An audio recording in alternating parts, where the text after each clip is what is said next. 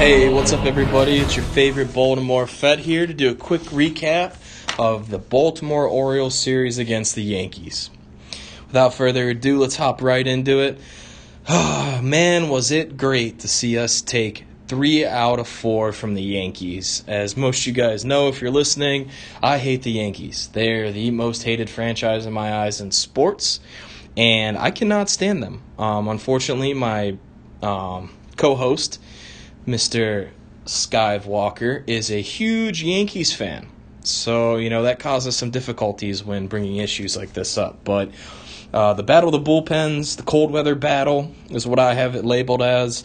Not very pretty weather in New York around this time of year. I mean, I know it's spring, it's supposed to get better, but who wants to play baseball in this weather? I mean, I sure in the heck don't. I don't even want to go sit in the stands and watch these guys when it's, 30, 40 degrees, nippy, and raining. I mean, just does not seem like it's a lot of fun. But the Yankees lost 3 out of 4 to the mighty Baltimore Orioles. And I want to get into a breakdown. I have a couple breakdowns for each game. I want to talk about what I liked, what I didn't like.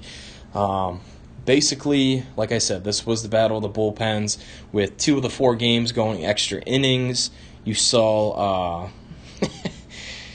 El Toro hit a grand slam in Game 2. You had Adam Jones, save the game for us in the 7th in Game 1. And then Game 4 went 12 innings, and Chad Gentry singled us a win. Let's go ahead and let's break these down a little further. The first game I want to talk about is Game 1. The Orioles win 5-2. They waited till the 7th inning to sprinkle in some of that Oriole magic, and Mr. Adam Jones, I keep calling him the ageless wonder, at 32, he's still making plays out on the field, up at the plate. I mean, he's just a beast. Adam Jones, you are a monster. Don't quit doing you, man. It's great to see you in center field as well as coming to the plate and hooking up the Orioles. Another note I have is Andrew Cashner, 6 innings pitched, 2 hits, 1 earned run, and 5 Ks. I mean, it doesn't get any better than this. He was awesome. I was, like I said, every time, Stanton and DD and Judge come up to the plate, I'm worried. I am worried when we play the Yankees because they have a lot of pop in their bats. 1 through 4, 1 through 5 with Sanchez, if you want to put him in there, and Gardner. That's a huge lineup. That's a lot of vets. That's a lot of bat, and that's a lot of pop. But Cashner went 6 innings, only gave up 2 hits. He only gave up 1 earned run. He did give up 3 balls, bases on balls, but he had 5 strikeouts. Like I said, the home run was Wade, and whatever. But the Orioles waited, like I said, to the 7th inning. Adam Jones, he takes Tanaka deep, which I believe, that caused Tanaka to take the loss. Which, I mean, his stat line wasn't bad either. He went 6.1 innings pitched, 6 hits, 3 earned runs, 7 strikeouts, and 1 home run. Tanaka's a good pitcher. We're going to have to face him again later in the year. And, anytime you have over 5 strikeouts, to me, your pitcher did his job. So that's just me. That's just me talking fantasy-wise, too, because I use that as a huge gauge. But fantasy stuff's a separate podcast. Huge. I can't emphasize how huge it was to see Trey Turner bat leadoff instead of Chris Davis. Honestly, might have been the changing point for the Orioles after just getting absolutely schmucked by the Houston Astros. Got swept. Didn't look good at all in any of the games. But, Game 1 they came out in the 7th inning and the bats exploded. They went 10 for 36 at the plate. Mancini had 2 RBIs Game 1. You had Adam Jones with 2. Even Santander had a RBI. So, shout out to Adam Jones. He hit his 3rd home run in the first game, which was awesome. He also had a double. He looked great. Another thing I want to talk about is is my boy Michael Givens. I'll get to him, but in a later game, Mr. Givens had a great tag out at home. I'm going to do a nice couple-minute talk about that because that was awesome to see. But in conclusion, Game 1, the Orioles look great. Good things I have. Chase Sisco is looking more and more like an everyday catcher behind the plate. Sorry, Caleb Joseph. Cisco's a man. I'm hopping on board the Cisco train. So everybody else, I just can't say it enough. You got Chris Davis looks horrible. The only saving grace was O'Day and Brandon Bratch saving us at the end, the bullpen. We won Battle of the Bullpen Game 1. Game 2, we won 7-3 against the Yanks.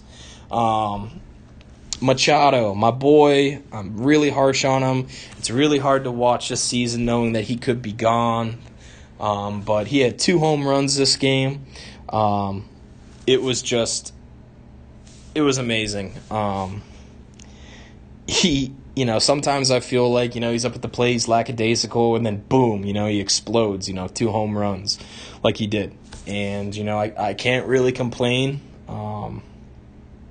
He hit the first one off Sabathia, and the second one also off Sabathia. Chris Davis had a home run off Sabathia. And then the highlight of the game, El Toro. Grand slammy, ladies and gentlemen. I mean, we go 14 innings. We load the bases. Adam Jones hits a foul ball, which looked like it was going to be a home run according to the Skiver. And side note, Skiver was watching this the whole time. I had gone to bed at probably like the 8th or 9th inning. And he stayed up to watch it, and I guess he told my fiance while he was watching it, if they lose, if there's a grand slam, I'm just going to quietly walk out of the house. Well, it's safe to say that happened, didn't it, SkiveWalker? But in all seriousness, Sabathia was the Achilles heel for these guys, giving up 3 home runs and 4 innings pitched. He had 3 strikeouts, 4 hits, 3 earned runs. So like I said, 3 of 4 hits or home runs, you're probably not going to win that ball game. Especially through the first 4. But like I said, Gosman started this game for us. He had 5 innings pitched, 5 hits, 3 strikeouts. 2 earned runs, 5 hits, and 1 base on ball with only 3 strikeouts. It's not the perfect stat line, but it was enough, to bless him and get him through. Could have been a lot worse. Chris Tillman, but basically, Game 2, besides El Toro's grand slam, I hope it's never forgotten, Michael Givens' miracle tag at the plate. If you guys get a chance, go take a look at it on YouTube or MLB highlights, and look at it, man. I mean, this is what you want from a pitcher, any pitcher. All right, he made a play.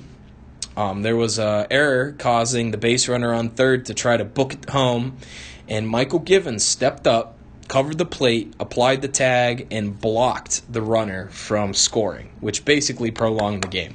And Michael Givens surprises me every year. I'm more vested in him as he goes. I honestly think he has the stuff to be a setup man and perhaps closer, but like I said, I'll always remember that game for not just El Toro. P.S. Thank you, Pirates, for calling this guy overweight and overpaid, and he can't play anymore because, he's Latin.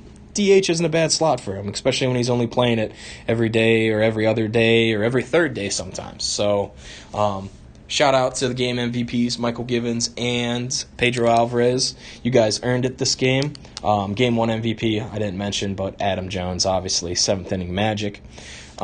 So, it was nice. I was, very impressed with the team. Gosman didn't get the win because all the runs came in the 7th. So, it's bittersweet. It's bittersweet taking the first 2. And then we come to Game 3, where everything comes to a screeching halt. Brett Gardner had a decent game.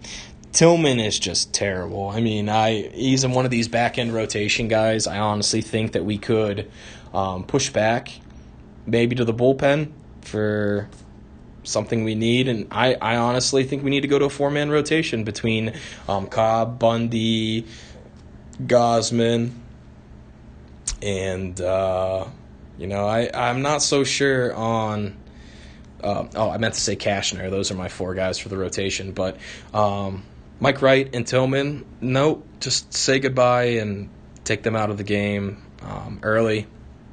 Or actually just limit them to bullpen appearances. I think that would do us great. But anyways, Tillman takes the loss. Sonny Gray looked great. Sonny Gray's awesome. He's a great pitcher. 6 innings, 4 hits, 3 runs, 3 earned runs, 4 strikeouts. The Yankees bats showed up, and boy did they show up, as Gardner had 2 RBIs, Judge had 2 RBIs, Austin had 2 RBIs. So the Yankees connected on us. We had a bad batting day. We were 6 for 34 at the plate. Like I said, Manny Machado gets 2 RBIs. Alvarez had 1, but nothing really. Trey Mancini, 2 for 4, again batting in the leadoff, and that's 3 games in a row. He batted leadoff, and he had a hit, which he had struggled doing previously. Chris Davis did not get a hit. He counted for a strikeout. Just real ugly, man. Just, I like Chris Davis. I'm a big supporter. Crush, I like the power he brings. I like him at home field advantage games. But, I honestly don't know what his issue is. I know a couple years ago he needed Adderall, and he failed his drug test, and he got suspended, and we missed him in the playoffs, and he signed a $160 million deal. And he hasn't really produced for that in the last 2 years of a 3-year deal he's on now. It's just preposterous that, the management/ownership team believes he earned that money, yet they're going to walk away from a Manny Machado who's been in the organization his whole career.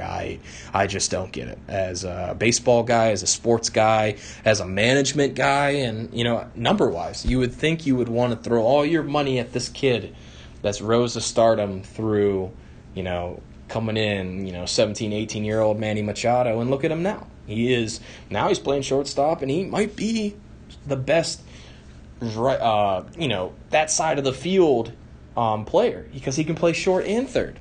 By the way, Tim Beckham, I'm warming up on you, buddy, at third. You're starting to look better and better.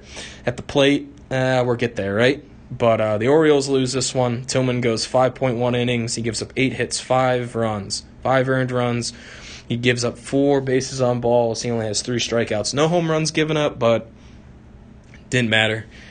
Gave up a bunch of hits, gave a bunch of earned runs, and the Yankees escaped with 1. Now, the Game 4 that we won in 12 innings, unsung hero Chad Gentry singles in the RBI for the win. Who's Chad Gentry? He's not one of our big-name guys. He doesn't play every day. Well, thank goodness he did. He did great. Also, side note, Valencia hit a home run, which was surprising. He batted DH. Him and Alvarez switched off this game, which wasn't bad. We blew up Jordan Montgomery, man. He literally was horrible. He pitched 4.1 innings, gave up 10 hits, 4 earned runs, 2 bases on balls, 4 strikeouts, and a home run. But he got tore up. Like I said, he gave up 10 hits in 4 innings. And the Orioles overall went 16 for 50 at the plate. It was awesome. So I was very happy to see these guys come through in the fashion they won, because I was worried. We were going to split the series with them. Yankees... the Yankees scored 5 runs in the first inning. Mike Wright gets pulled in less than an inning of work. You think the worst. But the bats, dude, they chipped away. 1 in the second, 1 in the third, 2 in the fifth, 1 in the sixth, 2 in the seventh. They did not quit. They were so resilient. I don't know if it's the opponent that caused this or what, but they look great, the bats at least this game. And then, they got bailed out by the bullpen. Well, minus O'Day. O'Day blew the save, but it's all right because we scored the winning run in the end. Brock got the save. Just overall, great series for us after getting decimated by the Astros. Anytime you beat the Yankees, it's worth it, especially when you have a less payroll than them. I'm done hearing all this. Well, they're not the highest payroll in baseball anymore. Well, you still buy all your talent, or you get it traded to you, Derek Jeter. So it was definitely my type of weekend, seeing those guys win 3 out of 4 against the Yanks. I know Skiver wasn't too happy with that, but what are you going to do, man? You got to show up, you got to win the games, and you got to have the talent to win. But like I said, the cold weather battle, the battle of the bullpens went to the Orioles, first 4. Congratulations to them. and we'll see what happens when they take on Toronto. Got a 3-game stand before they end up with the red-hot Red Sox. So that was my review of the Yankees-Orioles series. I was very happy, like I said, and let's go O's.